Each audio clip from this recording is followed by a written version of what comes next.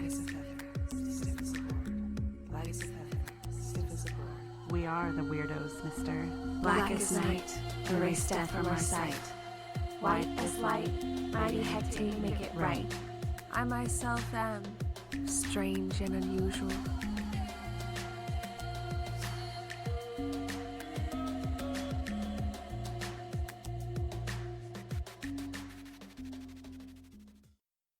Cast a circle, spark some incense, and grab a cup of tea because it's time for the Cousins Coven podcast. I'm Sharon. And this is Wendy. Welcome back to the Coven, you guys. We're so happy to have you here today. I just wanted to give a shout out to all of our listeners because I know that we've had more downloads this month than we have throughout our whole podcast, it seems like. So Sharon, I didn't even share that with you. So we just got all these new listeners. And I just wanted to say thank you guys that are new, and thank you guys who've been listening to us since the beginning, and thank you for keep coming back. It just makes my heart swell.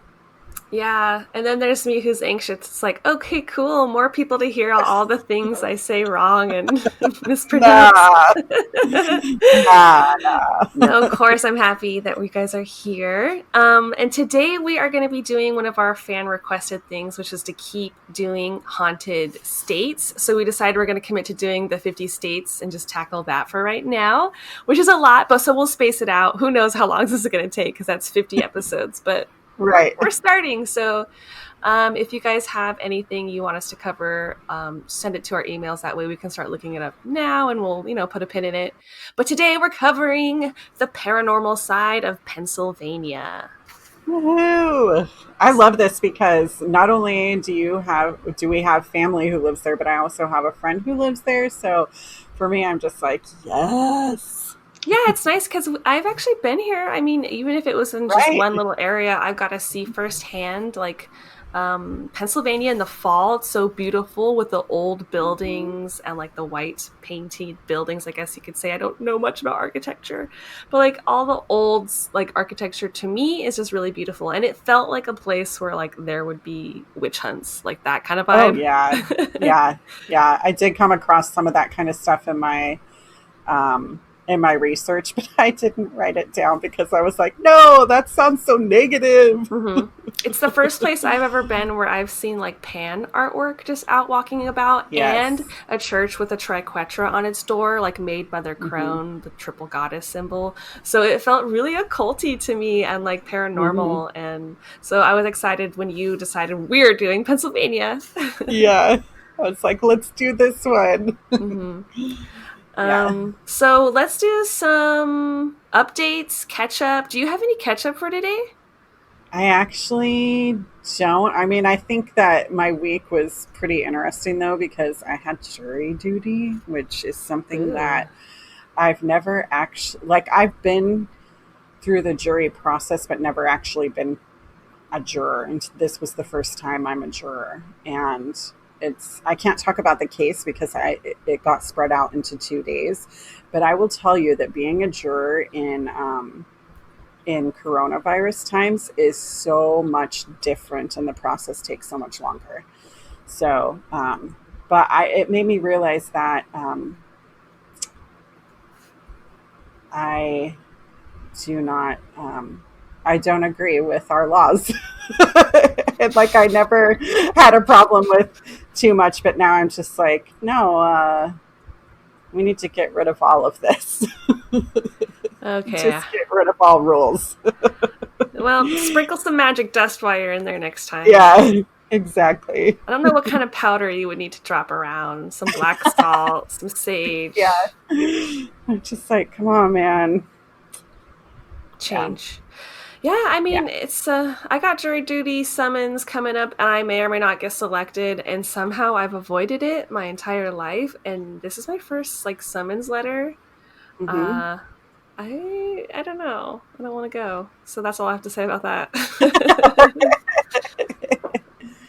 What else do you have? I found a news article, and to me it sounds kind of interesting. This is an article that comes from CNN about this drive-in, I guess you could say, haunted house experience in Japan. And they're following the COVID social distancing rules, so you can bring your own car, and like the outside of the car I think is like wrapped in plastic or cleaned before and after. And if you can also pay more to like rent one of their cars, and you'll go in this garage. From the outside it looks just like a normal Tokyo empty garage. So I don't know how if you hear about the location or if there's a sign. I don't know. It just says it's undescript in the article. And so I just imagine you'd have to know where it is, like a speakeasy. And then you drive your car in. I think you have to like honk 3 times. Actually, here's the details. So you turn on your Bluetooth speakers, I guess, to the specific thing, just like a drive-in movie. So the lady will come on the little Bluetooth speakers, and she announces, around these parts, there's a legend that ghosts attack humans. Honk your horn 3 times if you want to hear more. So then you have to honk your horn, which just sounds really scary. And at this point, you have to have had your engine turned off. All the lights are off. In the garage, it's completely black. And then a 17-minute like horror situation where like you're in a zombie universe starts happening. So all the actors come up to your car and they'll like shake your car. They get blood on it. And it's just this whole creepy drive-in haunted house situation. So I hate haunted houses because I don't like being touched. And so with this one, I was thinking like, oh, that's kind of cute. Like another thing about COVID that I love about social distancing is like, you can't touch me. I'm in a plastic car bubble. So would you do this? Would you pay to have this experience? I mean, it sounds kind of cool. At first, I thought you were going to say it was like an actual haunted house, but we're talking about actors in a haunted house. So yeah, I'd probably do this.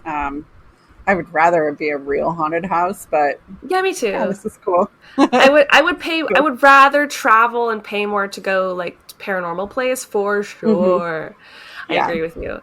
I also thought it was kind of cute. I guess in Japan, summer is their time for telling a lot of ghost tales and urban legends, apparently. Really? So that's why they're having a haunted house now. And like we're all about it, I guess, in October because of Samhain. So that's just not a thing there. Gotcha.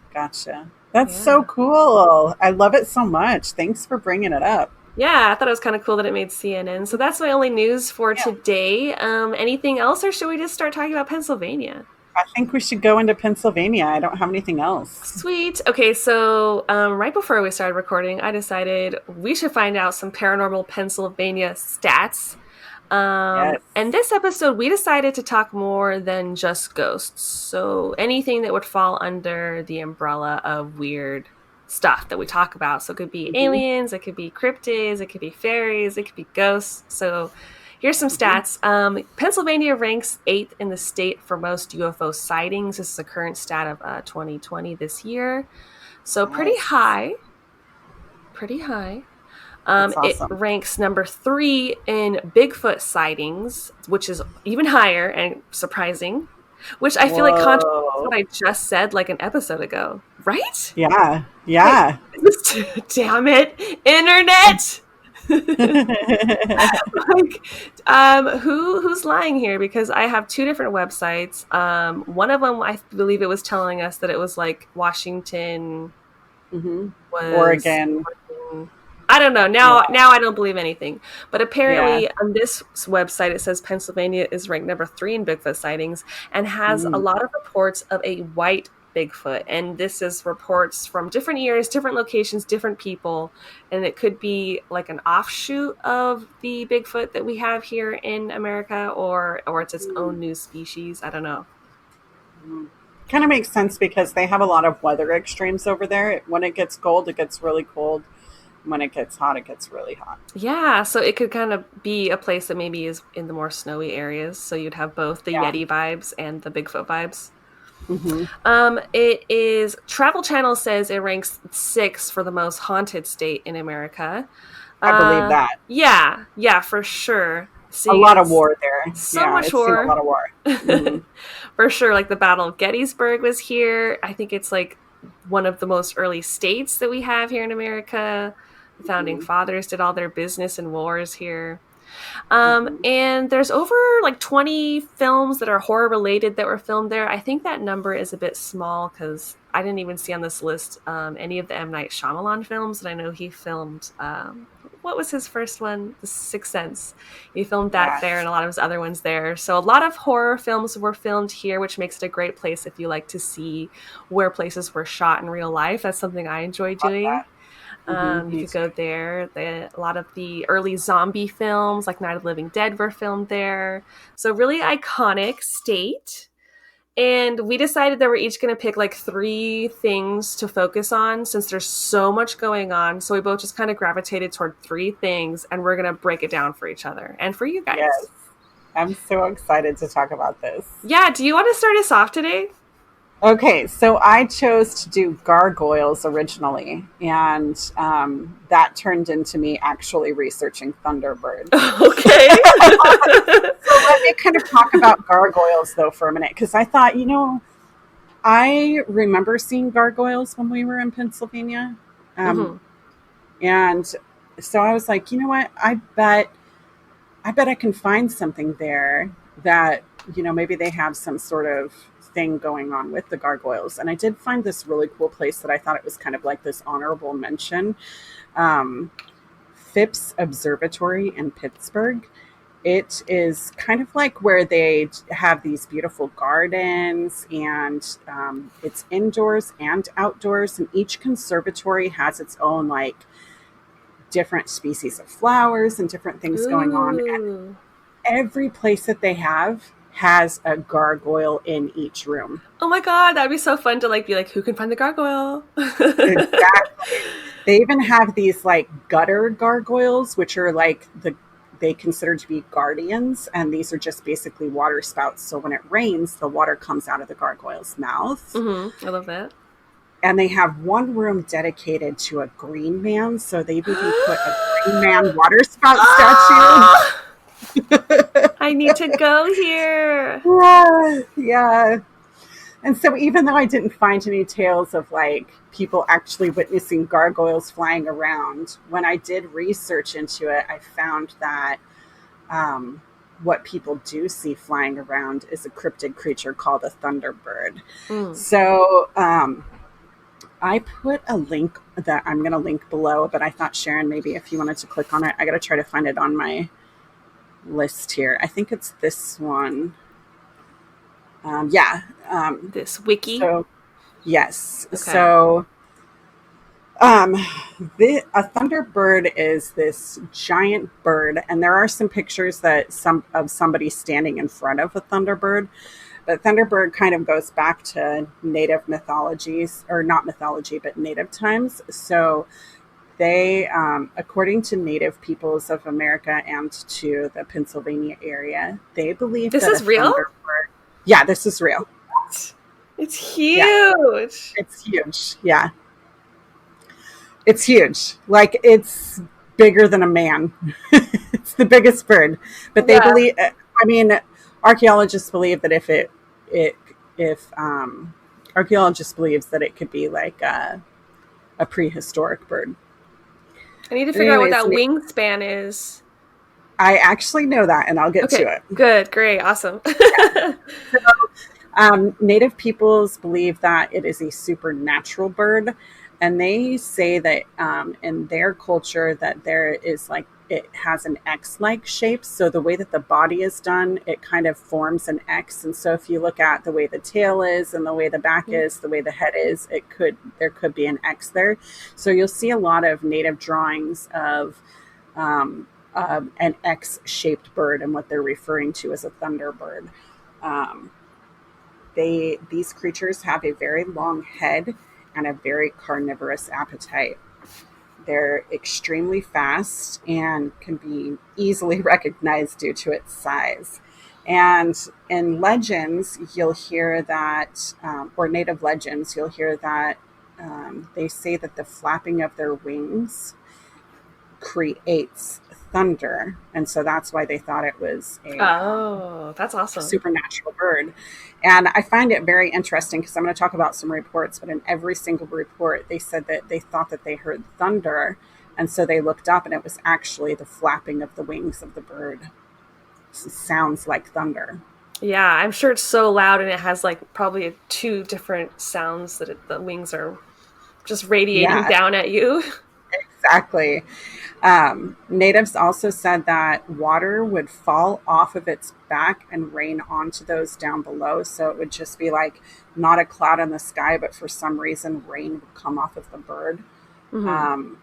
Native legends also talked about how lightning would flash from the bird's eyes. And I was like, what the heck? So cool. Don't look him in the eyes. And I don't know if you know what a thunderstone is, but it's kind of like this gray-black rock, and it's filled with crystals when you cut it open. Mm-mm. And it's said that a thunderstone actually is an egg of a thunderbird. And I just love that because I'm like, I have a couple of thunderstones, and they're kind of popular here in Oregon, but I've never heard of a thunderbird being here. But it makes sense. It's a cute, like, correlation and tie-in. Mm-hmm. Like, what if someone found that and they're like, "Oh, I'm going to tell them it was in a nest of a thunderbird nest, and they'll believe me." And like, it's just like something that's just stuck ever since. Right, right. So, of the reports that I found that most of them were, it was almost like a migratory pattern. So you'll find like reports, tons of reports one year, but the next year you won't have any reports. And so I think there have been no reports in 2020. There were a few in 2019, a few in 2017. So it's like every couple of years you'll find a report. And so I picked 4 of the reports that I kind of wanted to talk about. They're real small, but I thought it was worth mentioning. Yeah. On May 26, 2013, 2 people were walking through the woods near this place called Bryn, Athen Castle, which I kind of looked up, and it is very beautiful. It's kind of this spacious castle cathedral type place. But they heard a loud sound, which sounded like thunder. And so they decided to, what was that? It's clear outside. And they looked up and saw that there was a huge bird. And they believed that the wingspan was about 10 feet and that the bird itself was about 4 feet tall.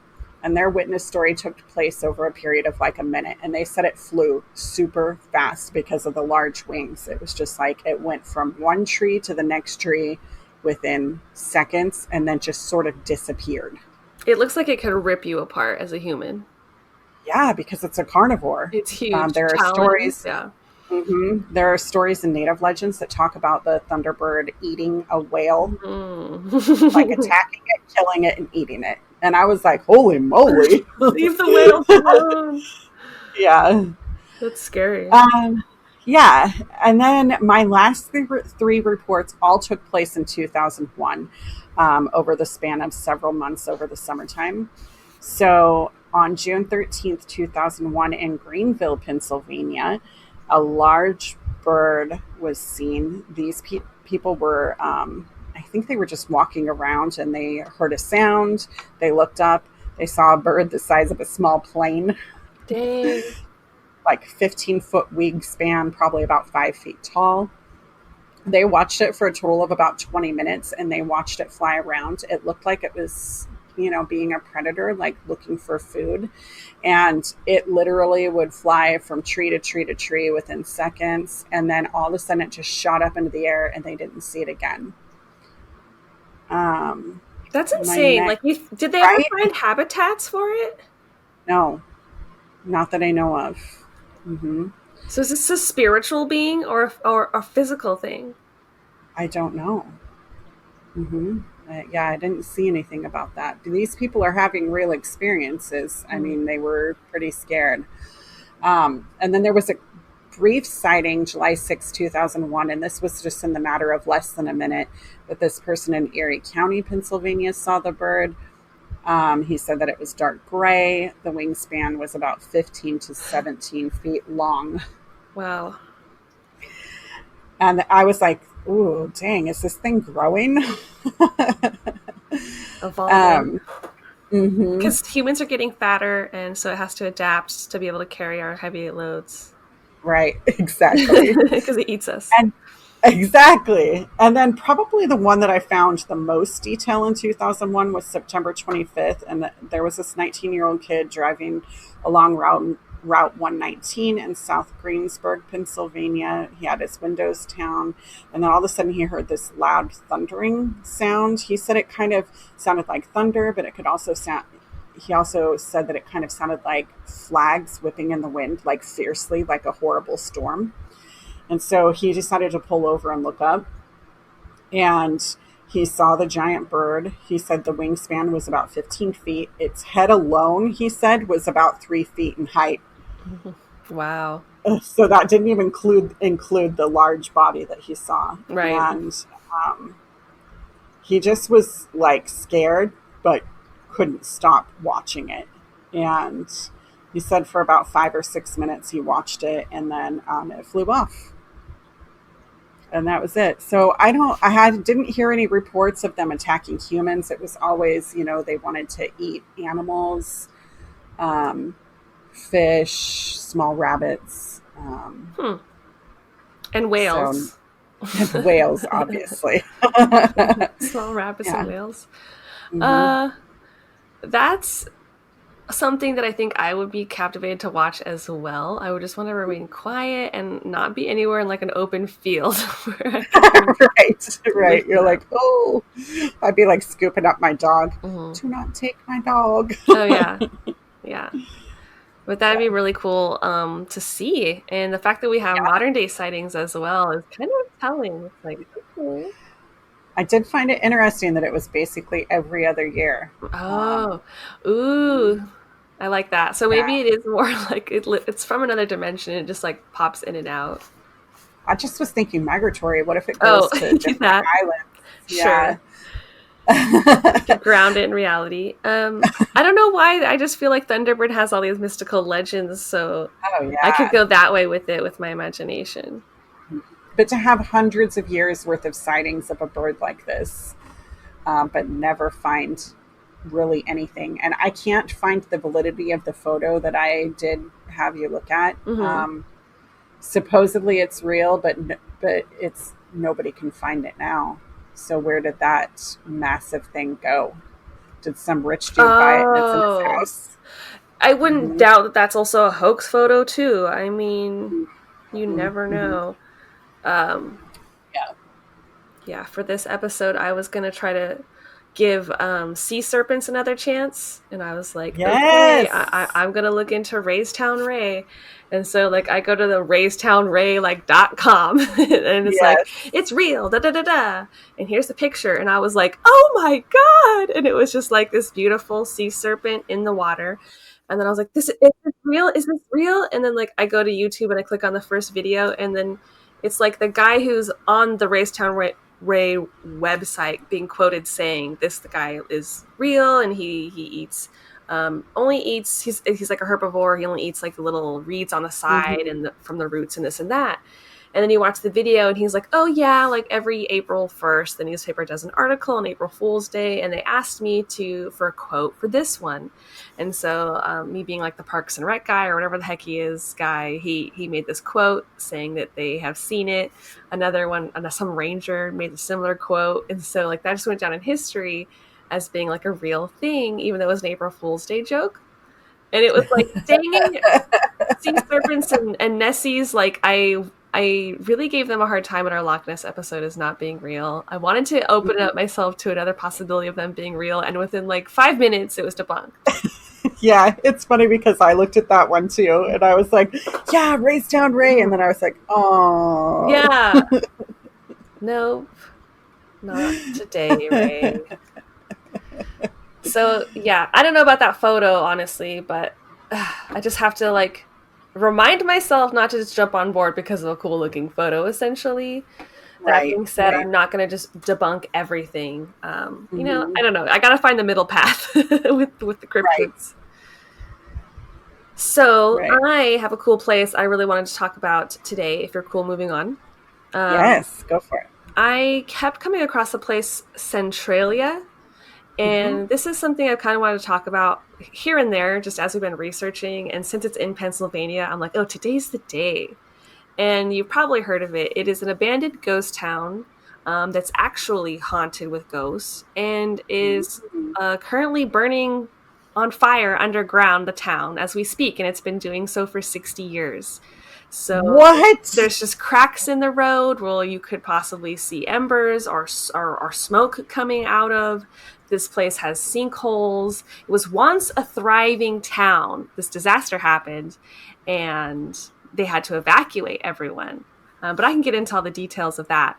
This is the place that the Silent Hill movie took inspiration from. If you've seen the Silent Hill movie, the mom is like looking for her lost daughter, and she goes to this town, and it's all misty and like on fire and smoky. Like it's really eerie and creepy and beautiful, but like captures Centralia beautifully for like a horror movie. And today, a lot of urban explorers go. There's a lot of graffiti. There's like a graffiti highway. There's all these abandoned houses. So you can see a lot of footage of people just exploring different parts of the town. And different people have come online and told their ghost sightings. There was two groups of people, or two people, I should say. Sorry, not two groups. There were two witnesses who saw ghosts of miners that were just like walking down the street and then disappearing kind of into the smoke, kind of misty like.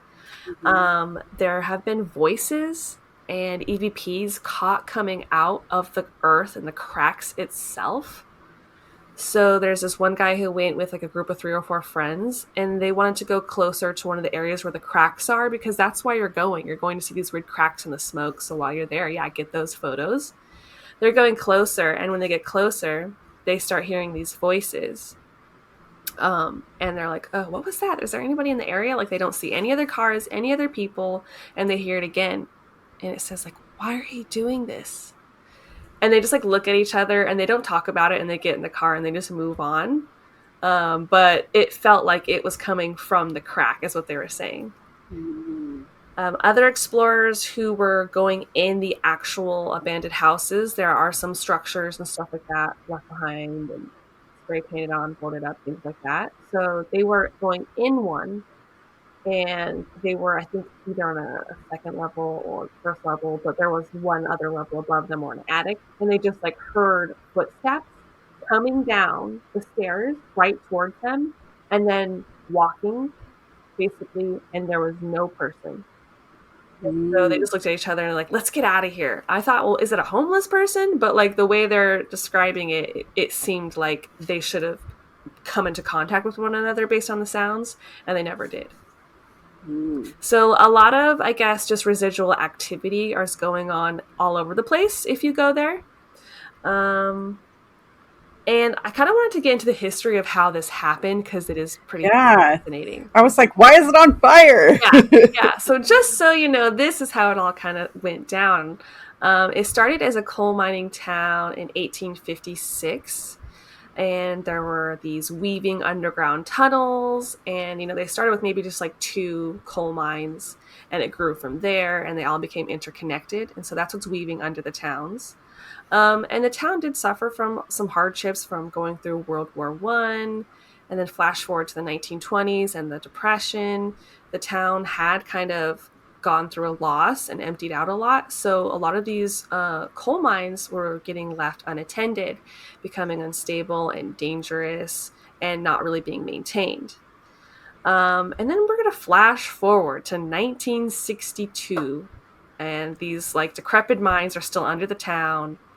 And there are several versions of how this happened, and this is the bigger one. That this is true, though, that every year there are firefighters that volunteer to clean a landfill, and their version of cleaning a landfill in the 60s was to burn it. And so they're like, we're going to burn the landfill. And it was right next to a coal mine entrance. Now, they allegedly didn't know it was specifically a coal mine entrance. They thought maybe it was just like a mine entrance. So they didn't think like, oh, that's going to catch on fire. And so the fire spreads to the mines, and then the mines just start catching on fire, and it spreads throughout the entire underground tunnel system under the whole town. So this fire would continue raging on. The other version of the story is that before the landfill was burned, someone had dumped hot ash into the landfill, and so that caused the fire to go out of control to the mines. Either way, it sounds like you shouldn't burn landfills next to coal mines. Yeah, but how is it still going today? Wouldn't it run out of coal eventually? So I have one thing about that. I guess they're saying that the earth also kind of oxygenates the fire. So it's providing oxygen to the flames and keeping it going. Because originally they thought, okay, we're going to try to get rid of this. We're just going to seal the entrances and we're going to try to snuff it out. Mm-hmm. And that's what they were going to do. So no one was worried about the fire when it spread. They're like, it'll snuff out, just like you said. Mm-hmm. We're going to close this. It'll go away. Everyone lived on normal lives. Some people were concerned. They complained about fume smells. And, you know, someone I think even passed out from that kind of situation of fumes. And people just kept living there. The town grew.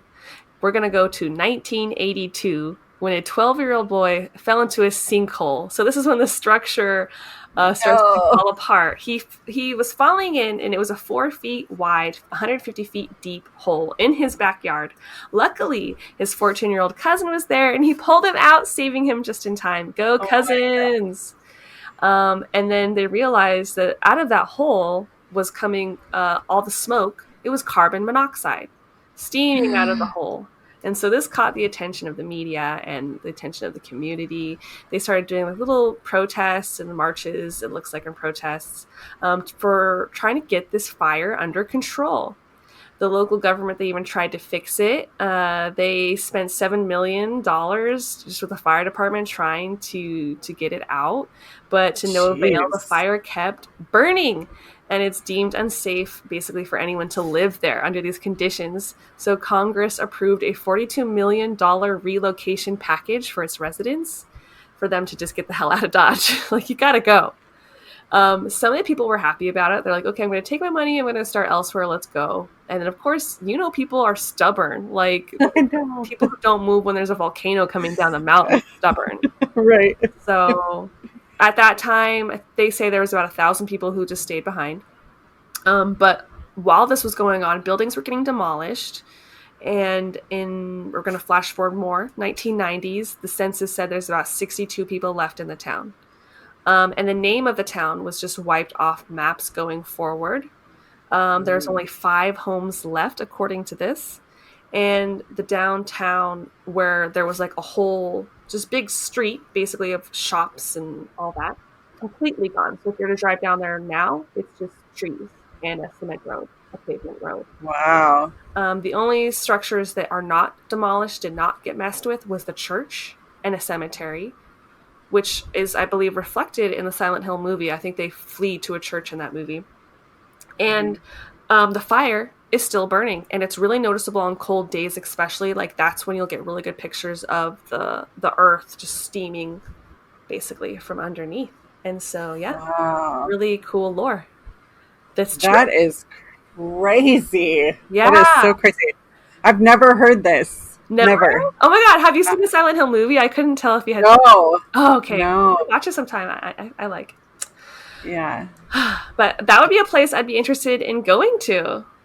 Yeah, absolutely. I love those type of ghost towns, but man, that's crazy. Super crazy. Yeah. This long burning fire, I just didn't think it was possible. Me neither. I don't think anyone did. And the fact that they just kept living on unconcerned for so long is insane. It just makes me think there's some sort of fissures in the ground that keep steaming it, keep making it burn. Mm-hmm. Yeah, interesting. It is definitely interesting, and I don't even know if it's safe to technically be going through it. I'm like, how are we still driving through it? It's like, I think Interstate 61. If there are just sinkholes and fire holes, like, is that stable? Yeah, I guess I'd be kind of afraid to walk in spots, but right. I guess if you're careful. Let's get gas masks. Yeah, absolutely. You just see me in one of those yellow suits. Oh, hazmat. Yeah. Like, the people are going to think you're some sort of ghost. It was a minor ghost. Minor 49er. Yeah. That's me. Scooby-Doo. Yeah. Totally. So what is your next pick? Mine is the Lake Erie Storm Hag. So I almost didn't choose this, but then when I started looking into it, I was like, you know what? I'm going to do it. So It's said to, the Lake Erie storm hag is said to be seen mostly around the Presque Isle Peninsula in Lake Erie, just on one of those giant lakes. The first sightings were by early settlers in the 1600s. And sometimes you'll hear her name as Jenny Greenteeth. I don't know if you've ever heard of her God, these before. are so unflattering. Right? Jenny Greenteeth. And the reason why they called her Jenny Greenteeth was because when sailors would see her, she would smile at them. And then when they'd see green teeth with they were sharp and pointy, and that she had sharp and pointy nails with bony fingers. Old time sailors would kind of label her as a sea witch as well, which I think of her as a siren because she would sing a haunting song at them and to kind of lure them out onto the deck and towards her. And her song was, "Come into the water, love, dance beneath the waves, where dwell the bones of sailor lads inside my saffron cave." Damn, girl. Innuendos. Right? That was like a good little rap lyric. Right. This this little peninsula area is actually resides in the Great Lakes Triangle, where many wrecks and many sailors have died. And I found it very interesting to find that during the time period of the 16, 17, 1800s, that 40% of deaths were from drowning. So during this time period, you would hear all these tales of these siren-like water creatures all over the world, and they were really popular in Pennsylvania. But when I really looked into it, like really deep, I found out that it was really just folklore. Yeah, because people wanted to keep people. They wanted to keep people away from the water so they wouldn't drown. So it came as a warning to really keep children away. a cautionary tale. Yeah, but I don't know if you remember the movie Legend from 1985, the one with Tom Cruise. Yes! I know exactly where you're going with this. Yes. Meg Mucklebones, when she was created, the creator of her based the costume on Jenny Greenteeth, that Lake Erie storm hag. My God, I think I've already mentioned this once on podcast before, but let's talk about her again, because I love practical effects. This is like an 80s movie Legend starring Tom Cruise, Tim Curry as the devil himself. And there's this like little hag witch that comes out of the water, springs up, and she's like talking to Tom Cruise, dripping in water because she pops out of the water. And that was a man in a suit who was in latex, who was submerged in water, who had to wait for a cue to pop up. And while he was in the latex, he wasn't getting any water. And yet he was still doing this, or not water, he was getting a mouthful of water, could hardly breathe, and was still giving this performance. And it is really creepy. It is so cool. And I love watching Legend for those practical effects. And when I Googled Lake Erie Storm Hag, she came up. So I love that she's tied into that. I didn't ever know that correlation. Right. Yeah, I didn't either. And so to hear this was great. But I will have to say that there were no recent sightings of her. So I just thought it was a fun kind of folklore. Yeah. When you're talking about it. Oh, go ahead. Oh, I was going to say, but it was shocking to me that 40% of deaths were because of drowning. Oh. Jeez. Wow. That is high. That's crazy to me. That is high. I was thinking while you were talking about her and the legends of her that it's a clear correlation to a fear of women. And there's something tying in there, like the legends that you have about witches and women and the old hag and the scary woman.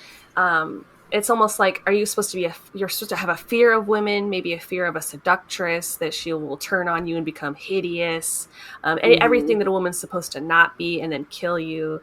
I don't know, is it also tied into those stories where they say, like, if a man's gonna cheat on his wife, this woman will turn and like kill him, kind of thing? Yeah. So there's a lot to be said about the folklore and how it treats women, I guess. Right. For sure. Yeah. I still thought it was fun to talk about, even though it wasn't real.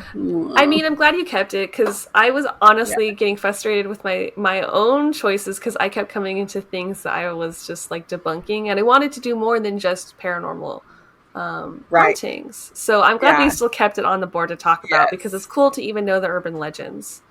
Yeah, for sure. And the fact that, that's where Jenny Greenteeth came from. There were Mm-hmm. tons of other sirens and tons of other hags all over the world, but this particular one was Jenny Greenteeth. I'm like, yeah, that's where she came from. Mm-hmm. We have to call ugly Yeah. women hags. It's just so Yes. harsh. I know, right? You old hag. I'm like, Hag. geez, thanks. God. Okay. Shoot. Um, should we move on? Just Yes, doing the let's giggles move on. now. I What do gotta you got? close out of my tab of looking at the storm hag, because Okay. she's bearing into my soul. Yeah. So It's so cool, though. she is. She is. Yeah. I wanted to talk about the Keksburg incident. Have you heard about this, Yeah. Wendy? Briefly, Okay, but yes. sweet. So this place is deemed like the Roswell of Pennsylvania, which I Right. didn't really know. We always focus in on Roswell. But Mhm. there is an incident that happened December 9th, 1964, 40 miles from Pittsburgh. Why does it spelled so funny? Sorry, my notes. It's in a rural area in western Pennsylvania. So if you're kind of looking at the map, look in the western area. There were a bunch of witnesses who come forward that night saying they saw a bright, almost burning object falling in the sky, but it also made like turns along the way.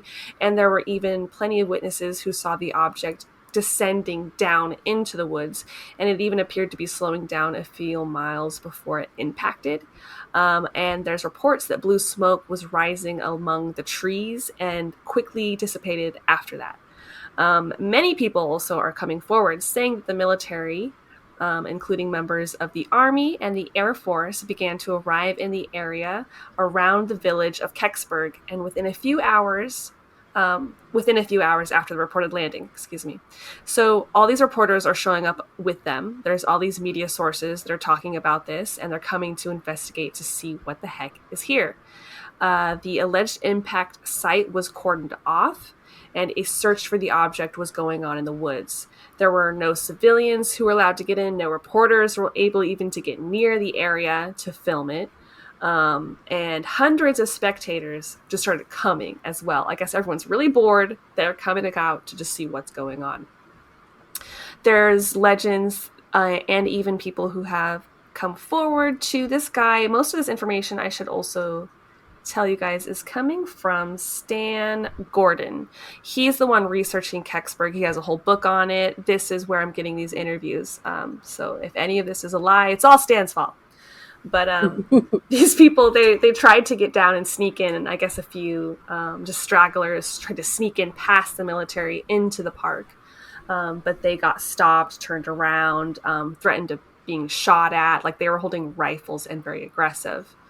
But there are witnesses who saw the object retrieval going on a flatbed truck down the road. So a lot like Roswell.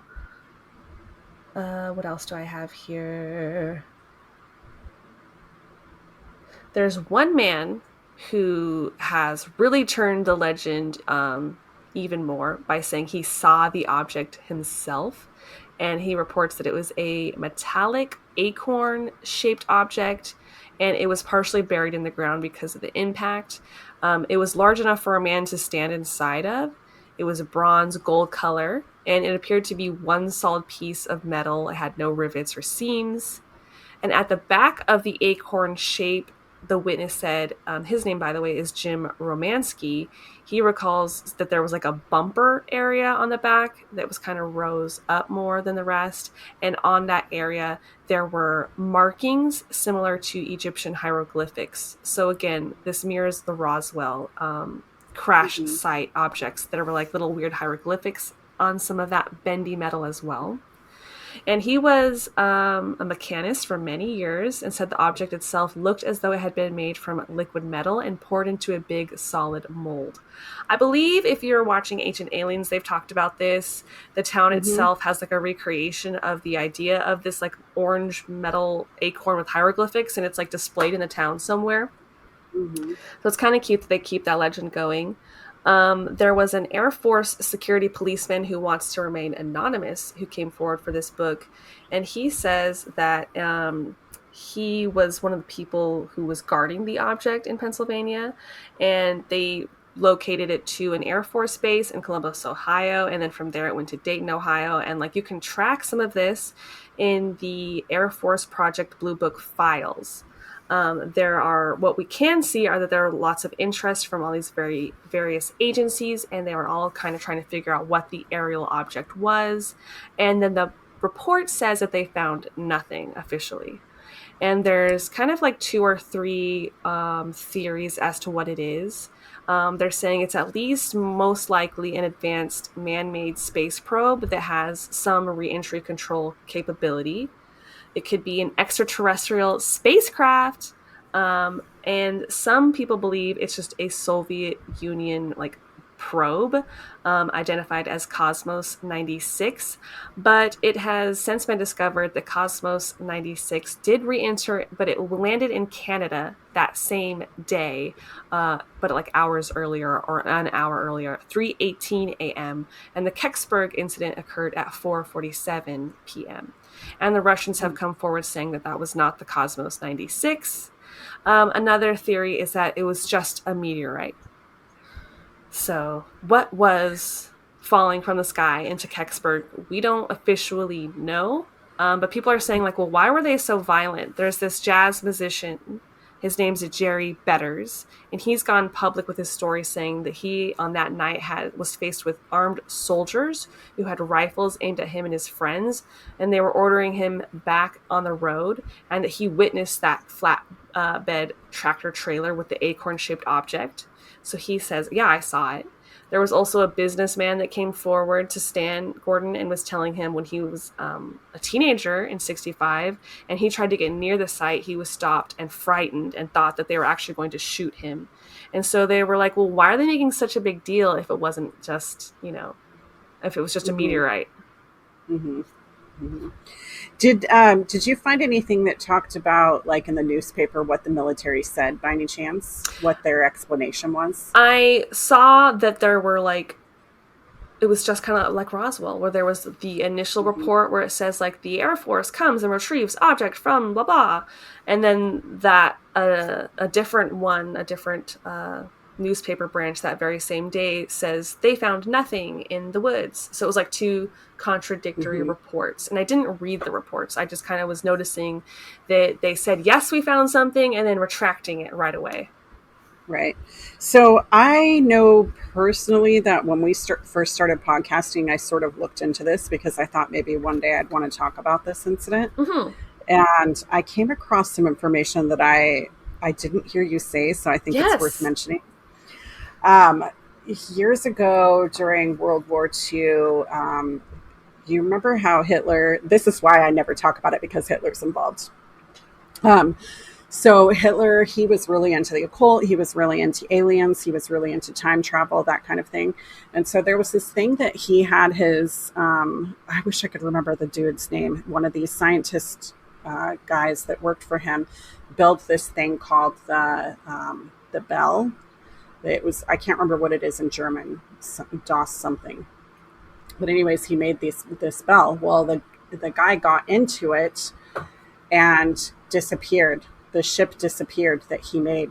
They had to make this circular type pad, and they would put the bell-shaped craft in the pad, and it would float there. There are pictures, I think, of it floating in there.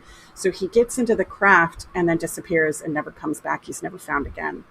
And then I had read reports that it was potentially the Keksburg incident, that he time traveled into the future. So I wanted to know, did the military actually see him there? Was he alive?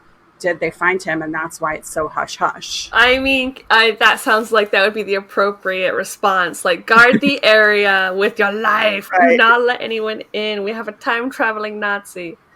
Right, absolutely. So obviously, I'm sure they would have killed him. Oh, wow. I don't know. You I'd know, probably try to interrogate.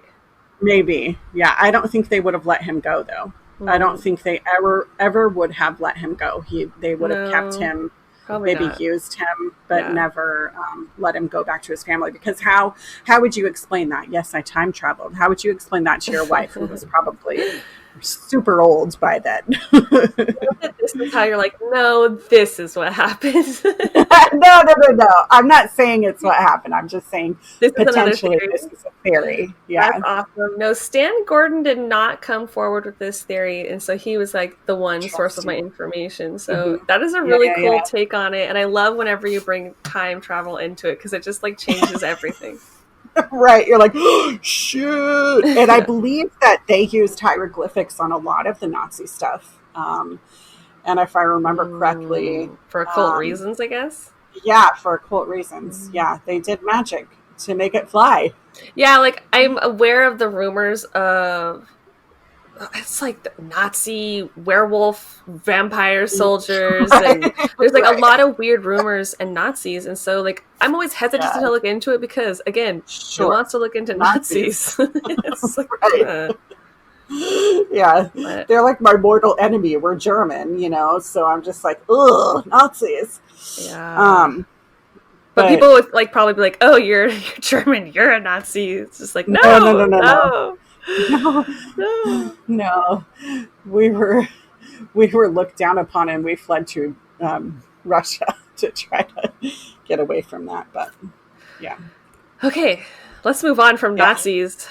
Yes. Okay, so where am I at? Dead Man's Hollow? Yeah, your last location or place. Okay, so I chose Dead Man's Hollow specifically just for the name because who wouldn't want to do Dead Man's Hollow? But then I found out that it was related to my husband's last name. So this has to do with the McClures, and I didn't find that out until later.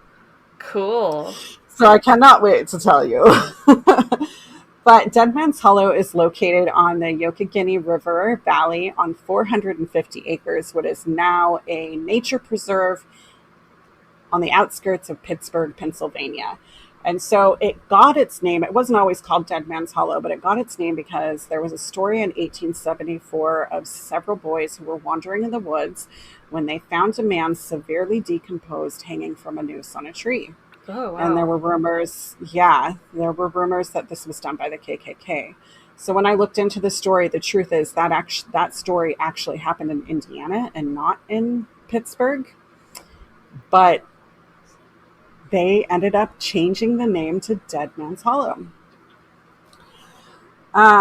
Some history of the land. I wanted to kind of go to backstory so that we can figure out why it is actually haunted and why some of the people have the experiences they do there.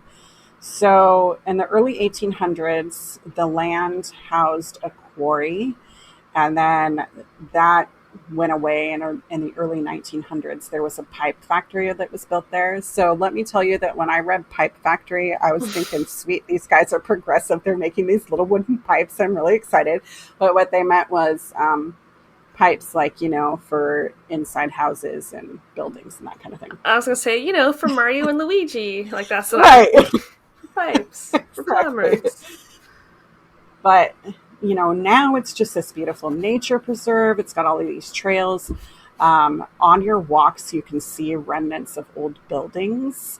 So like you may see just like the walls of the brick buildings just below. You'll never find like a full formed building because they're so old and dilapidated. You'll find like water type, those wheels that you can turn water on. You'll find those just randomly throughout the forest. Oh, yes. Like a wind. Those. Are you talking about, what are those called? Like it's in a flowing water? No, just like a faucet. Like you turn a wheel to turn a faucet on. You'll just find random wheels, but they're not attached to anything to turn any water on. And there's no actual faucet, just the little turny thing. Okay. Gotcha. Yeah. And then you'll find like staircases in the middle of the forest to nowhere. No, those are so creepy. Yes.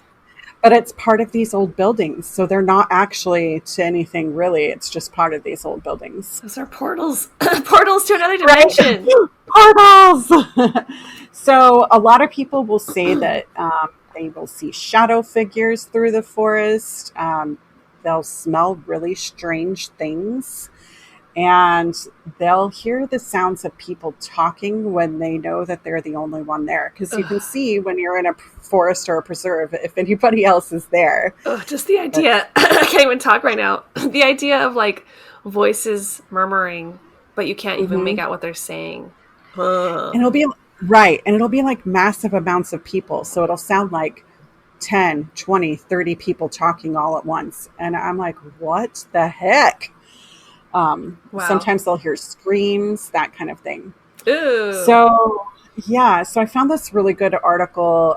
This guy did, I didn't write his name down, but I will link the article. He did this kind of debunking thing to say what stories, because there were all these legends of things happening in Dead Man's Hollow, and he said whether the stories were true or not. So I decided to go over some of the true stories that were heard.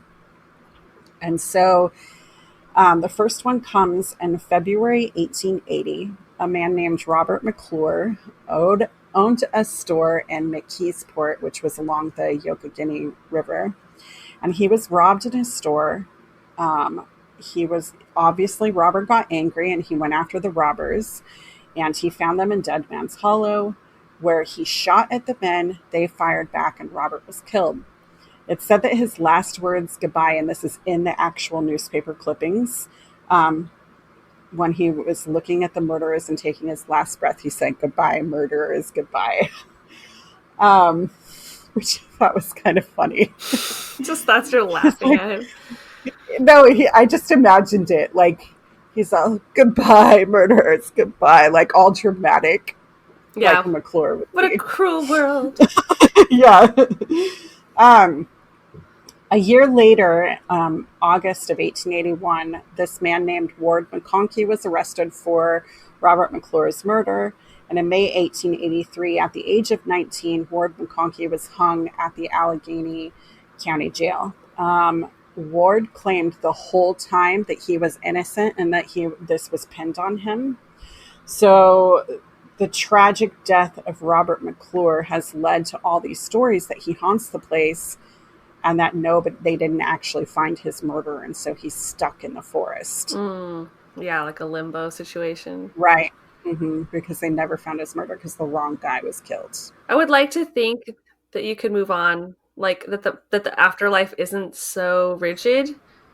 Right. But maybe he needs to do some shadow work and forgive his murderer. Yeah, maybe. I did find it really interesting because I was like, oh, there's a McClure there. Well, then I found out in that town, McKeesport, there was a McClure Bridge, there was McClure Street, there's a McClure School. And I was like, dude, I was telling my husband, I was like, did you know your family was from here?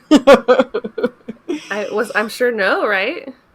He didn't. Yeah. And then when I told him the story of the guy getting killed, and he said, "Goodbye, murderers, goodbye," he was like, "Sounds about right." Wow. All dramatic. Wow. That's so funny, and like the synchronicitist, if that's a word. Right. That you were the one to find this. Yes, absolutely. So then the next story comes in March of 1883. At that time, they're at the stone quarry. I'm sorry, I can't talk. Quarry is always a hard word for me. It is. At the stone quarry, 4 workers went into work to find that their explosives had frozen overnight in the rigid temperatures. And so they decided, I don't know why they decided this, but they placed them near a fire to kind of defrost them. And of course, they had a fire going because it was so cold early in the morning and they still had to get work done. And during the process, several men went to kind of warm themselves around the fire. It was David Henniger, who was the foreman of the quarry, his brother George, a man named Noble Gilkey, and then there was a dark-skinned man there, but they wouldn't give him a name in the newspaper article, of course, which really pissed me off. Yeah. Because it was 18. Yeah. Well, the explosives, they warmed up and blew up, killing Dave immediately. George was alive. They were waiting. I guess at that time, the surgeon and the doctors would come directly to the site. They wouldn't transport them to the hospital. So in the process of right. It kind of makes sense. I could see why you'd think that would be like, well, I'll come to you. We don't have ambulances. Like, right, into the middle of the forest. Yeah. So in the process of waiting for the doctor, George died. The other guys, the dark-skinned guy and Noble Gilkey, they just had some severe burns, but they lived. It is said that the Henninger brothers haunt the quarry and kind of live out their last moments at the quarry. So sometimes you'll hear these things that could sound like an explosion from far away. Ooh, that would be scary. Right. Right. But I think it's just a ripple, like, because something tragic happened there. So to me, that would be just residual continuing to happen over, because when large events happen, they leave kind of this residue behind. So I don't necessarily think that it's haunted by ghosts of people. It's haunted by the incident. Yeah, the emotions. Mm-hmm. Well, excuse me. The emotions and the, I guess, just the trauma waved out, like you're saying. So maybe that's absorbed in the trees, and who knows? Right.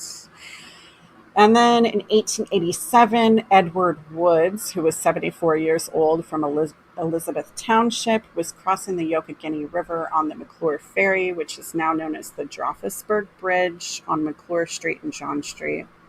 When he fell in to the water and drowned, it's said that you can see this man yelling for help in the water sometimes to try to get out. And people think that, he just haunts, his death resides in there. Yeah, do not want to see that on my day off. I don't have time for that. Right. You're like just taking a walk through the forest, having a good time when you see the ghost of someone drowning over and over again. Yeah, because you're going to think it's probably real. Right? Mm-hmm. Go in after him. There were tales, part of the legend is that he tries to lure people into the water. To also have you drown. Yeah. So I was like, what? The last incident that I wanted to talk about was September 25th, 1905. The pipe company that was in Dead Man's Hollow had already been built, and there was a man there named Mike Sakos, and he was leaving work. He had worked kind of late. He went to use the elevator, and the elevator wasn't like the elevators we see today. It was one of those old pulley kinds. Mm-hmm. You know what I'm talking about? Yeah. And so he was on there, but for some reason, when he went to use the rope, it went up instead of down. And we're not sure why he did this, but he decided to jump from the elevator instead of using the rope. Like, I don't know if it was stuck. We don't know that information. But he ended up getting wedged between the second floor ceiling and the floor of the elevator. Oh, God. He was sort of pinned there. Somebody heard him screaming. And by now, 1905, they had somebody to come and pick him up because he was rushed to the hospital. And on his way to the hospital, he died. And he is said to haunt the hollow. And what you'll hear is like maybe some screams of him as he's dying and being crushed by the elevator. This is not a cool place. No. It was so beautiful, though. And I would love to go to the stairs to nowhere. Yeah. I'm assuming that this is just the stuff that makes the oral legends, and it's probably different kind of activity if we were just to walk it and try to do this a voice box session. Right. And who's to say what?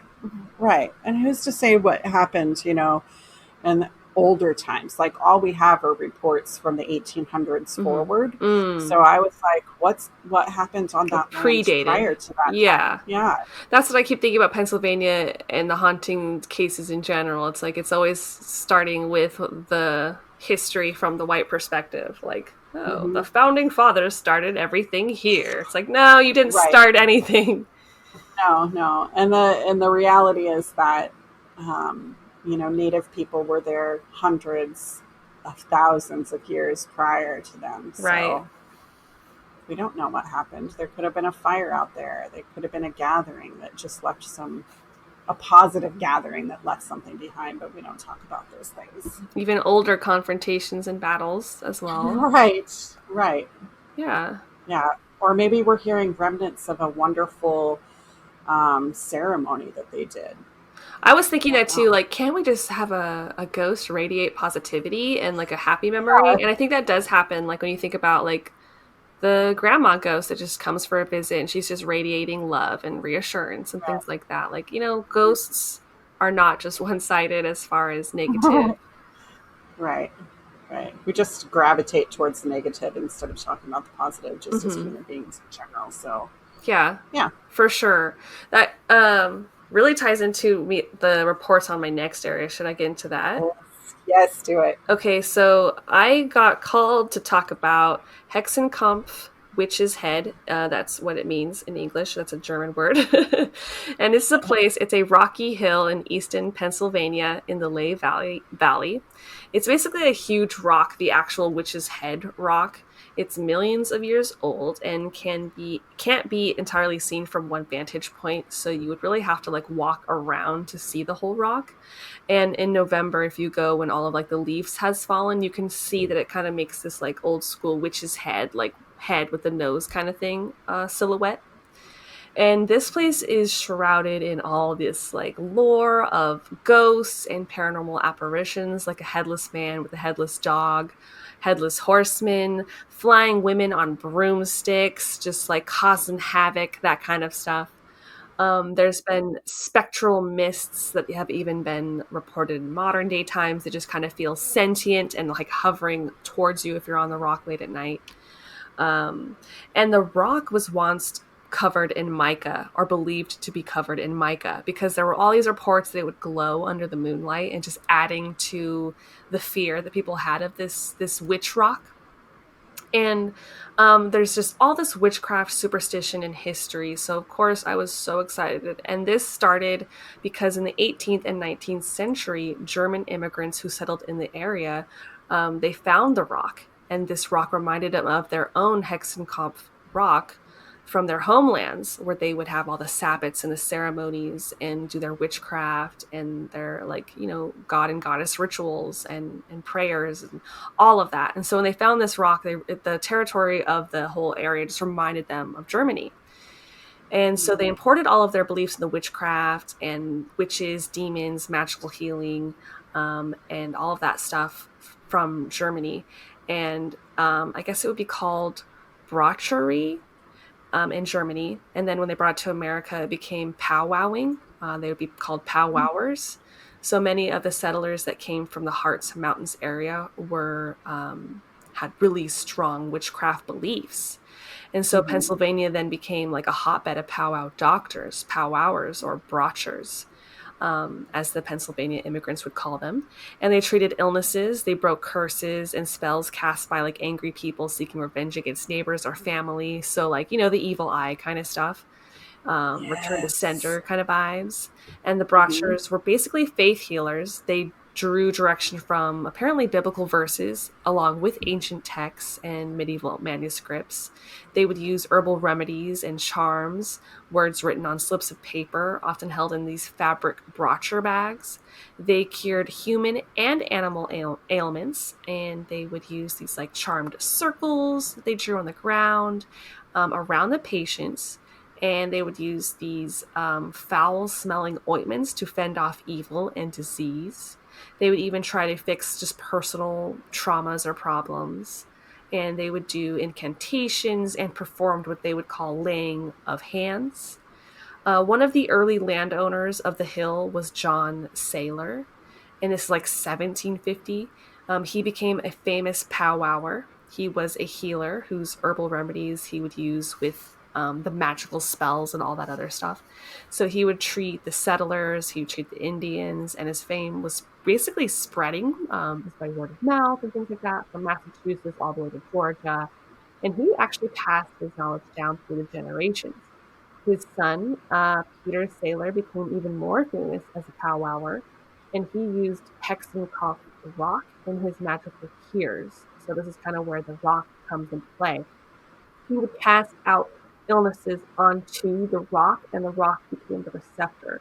So that's where it became known as a hex rock, a cursed rock, an evil place for hauntings of witches. But Mm-hmm. I don't know if you should really look at it like that at all. It looks like it's more like a holy place, and I don't know. They revered it as like I think like in high regard is what it sounds like to me. There's also a figure in history, Jacob Wilheim. He died in 1821, and he was a famous brocher, and he left a detailed cure book behind, and it was used by the succession of brochers, and they would add their own notes, and it just kind of kept growing. And he had a grandson, John Henry Wilheim, and he just kind of read and soaked that all up. And he also learned from Peter Saylor, who was his mentor. He taught John Henry like everything he knew because he was a bachelor and didn't have children of his own. So he felt like he needed to keep the tradition of teaching it to somebody else. So he taught it to another brocher family kid, basically. So both of these families were really highly respected, and they had these reputations. And all these visitors would just be brought to this little area to be cured, and there was no payment that was expected, but it was kind of like a common courtesy or knowledge that you could like leave $1 bill in the family Bible. And the brochures kept their powwow books listing all the herbal treatments and the healing charms. And it's still knowledge today, and it's even said that like real doctors use this stuff today. Who was it? It was someone, the past president of the American Chemical Society. I didn't get his name, but he says that a lot of the modern day drugs are based on the herbs used by the brochers. And so it's just been like really respected and used and continued throughout history, which I thought was really, really cool. And like a nice German heritage witchcraft thing that I never knew about. That's so cool. I was just looking online, and I guess, can I read this little thing real quick? Yeah, what is it? It says this was one of the spells that they would, or wording that they would use to try to heal bruises and pains. It says, bruise, thou shalt not heat. Bruise, thou shalt not sweat. Bruise, thou shalt not run. No more than Virgin Mary shall bring forth another son. Cute. I can't believe you found that. I know, there's like 4 or 5 of them. It's just on Wikipedia. Mm-hmm. But interesting, and I like that.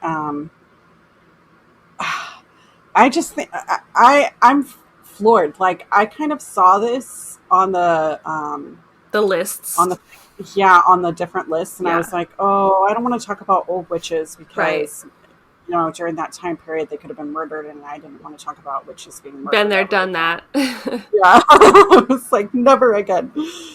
So this is really cool, and I was like, dang, did we have any brochers in our family? I want to know. Right. I was a little shocked too. I just am always surprised to find how witchcraft is different in every culture, and to find it possibly in our own in this way, in this capacity, is pretty fascinating. And like, there's lots of books on the history of it, so I'm sure there's like historical evidence of the family names. There's like, you just found a quick incantation, so that means that all of these herbal remedies are probably available to all of us to use. So that's awesome that the herbal healing is still there. Yeah. I was like, I need to write this on the short list, because just brief reading too is that it says that Mennonites and Lutherans were typically brochers, and we had Mennonites and Lutherans in our family. Okay, cool. So you never know. It's a possibility. I mean, are we brochers?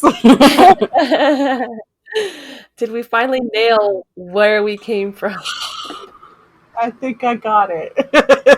It only took 90 some episodes. Right.